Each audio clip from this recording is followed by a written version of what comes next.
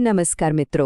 સ્પર્ધાત્મક પરીક્ષાઓની તૈયારીમાં ભારતીય બંધારણ એ તો ખૂબ જ મહત્વનો વિષય છે અને એમાં પણ ઉપરાષ્ટ્રપતિનું પદ, એમની ચૂંટણી અને એમના કાર્યોમાંથી અવારનવાર પ્રશ્નો પૂછાતા હોય છે. તો ચાલો આજે આપણે આ જ વિષયને એકદમ સરળ ભાષામાં સમજીએ. ચાલો શરૂઆત એક સવાલથી કરીએ. આપણા દેશનું બીજું સૌથી ઉચ્ચ બંધારણીય પદ કયું છે? એના વિશે આપણે શું જાણીએ છીએ? આ સવાલ જ આપણને આજના વિષયના કેન્દ્રમાં લઈ જાય છે અને સમજાવે છે કે આ પદનું મહત્વ કેટલું છે. ઓકે, તો ચાલો શરૂઆત કરીએ ઉપરાષ્ટ્રપતિ પદના પરિચયથી. આપણા બંધારણમાં આ પદની જોગવાઈ ક્યાં અને કેવી રીતે કરવામાં આવી છે એને સૌથી પહેલાં સમજી લઈએ. જો બંધારણનો અનુચ્છેદ 63 એ સ્પષ્ટપણે કહે છે કે ભારતમાં એક ઉપરાષ્ટ્રપતિ રહેશે. ખાસ યાદ રાખજો, એમને ભારતના બીજા નાગરિક ગણવામાં આવે છે. અને હા, પરીક્ષામાં વારંવાર પૂછાતો સવાલ કે ભાઈ આ પદનો વિચાર કયા દેશમાંથી લેવાયો છે? તો જવાબ છે USA, એટલે કે અમેરિકા. સારું, ઉપરાષ્ટ્રપતિ પદ વિશે તો જાણ્યું, પણ કોઈ વ્યક્તિ આ પદ સુધી પહોંચે કેવી રીતે?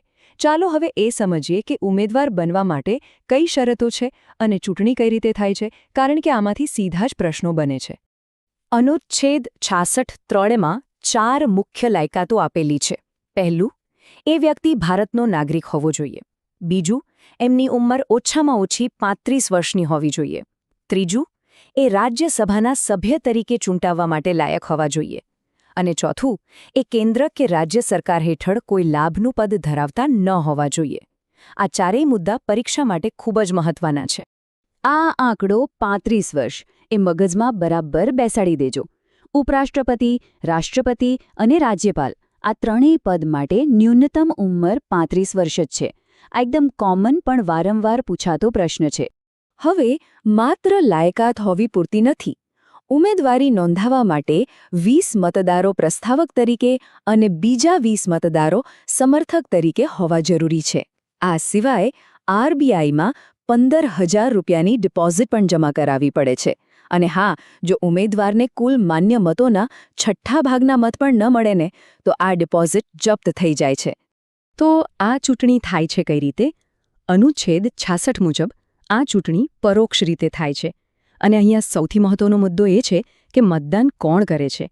યાદ રાખજો, સંસદના બંને ગૃહો એટલે કે લોકસભા અને રાજ્યસભાના તમામ સભ્યો, મતલબ કે ચૂંટાયેલા અને નામાંકિત, બંને આ ચૂંટણીમાં ભાગ લે છે. ચાલો માની લઈએ કે ચૂંટણી પૂરી થઈ ગઈ. હવે આગળ શું? હવે જોઈએ કે ચૂંટાયેલા ઉપરાષ્ટ્રપતિને શપથ કોણ લેવડાવે છે, એમનો કાર્યકાળ કેટલો હોય છે અને એમના મુખ્ય કાર્યો કયા કયા છે. અહીંયા 2 સીધા સવાલ જવાબ છે જે પરીક્ષામાં આવી શકે છે. પહેલું, અનુચ્છેદ 69 મુજબ ઉપરાષ્ટ્રપતિને શપથ કોણ લેવડાવે? જવાબ છે રાષ્ટ્રપતિ. અને બીજું, એમનો કાર્યકાળ કેટલો હોય છે? તો શપથ ગ્રહણની તારીખથી પૂરા 5 વર્ષ. બસ આટલું જ યાદ રાખવાનું છે. અને માની લો કે કાર્યકાળ પૂરો થાય એ પહેલા પદ છોડવું હોય તો એક સીધો પ્રશ્ન બને છે. ઉપરાષ્ટ્રપતિ પોતાનું રાજીનામું કોને સંબોધીને આપે છે?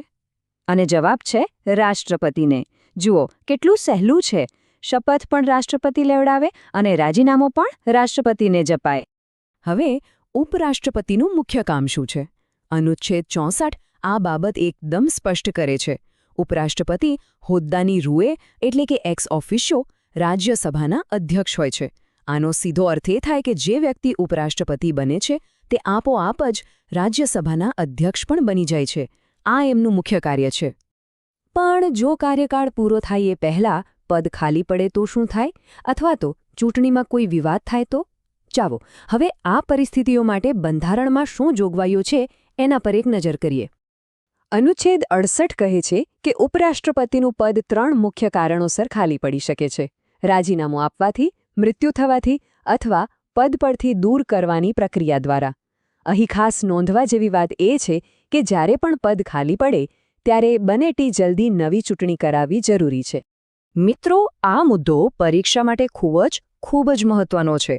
અનુચ્છેદ 71 સ્પષ્ટપણે કહે છે કે ઉપરાષ્ટ્રપતિની ચૂંટણી સંબંધિત કોઈ પણ વિવાદ હોય તો એનો ઉકેલ માત્ર ને માત્ર સુપ્રીમ કોર્ટ જ લાવી શકે છે અને સુપ્રીમ કોર્ટનો જે પણ નિર્ણય હોય એ આખરી ગણાય છે. ઓકે, આપણે ઘણી બધી માહિતી મેળવી. ચાલો હવે પરીક્ષા માટે એકદમ ફટાફટ પુનરાવર્તન કરી લઈએ, જેથી બધા મુખ્ય મુદ્દાઓ ફરીથી તાજા થઈ જાય અને લાંબા સમય સુધી આપણને યાદ રહે.